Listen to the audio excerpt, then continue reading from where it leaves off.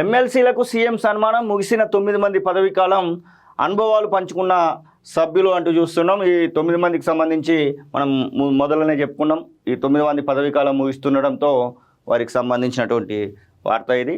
శాసనమండలిలో పదవీకాలం ముగిసిన 9 మంది ఎమ్మెల్సీలకు సీఎం రేవంత్ రెడ్డి సమక్షంలో ఘనంగా వీడ్కోలు కార్యక్రమం నిర్వహించారు. మండలి చైర్మన్ గుత్తా సుఖేందర్ రెడ్డి ఆధ్వర్యంలో శాసనమండలి ప్రాంగణంలో గురువారం సమావేశం నిర్వహించారు. చీఫ్ గెస్ట్గా హాజరైన సీఎం ఎమ్మెల్సీలకు షీల్డ్స్ అందజేసి ఘనంగా సన్మానించారు.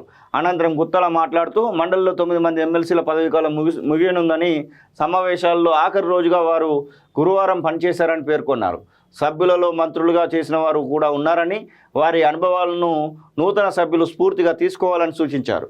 రిటైర్ కానున్న సభ్యులు తమ అనుభవాలను పంచుకున్నారు. ప్రభాకర్ రావు మాట్లాడుతూ 15 ఏళ్ళు తాను ఎమ్మెల్సీగా ఉన్నానని, తన తండ్రి శ్యామలరావు కూడా ఇదే సభలో 10 ఏళ్ళు పనిచేశారని చెప్పారు.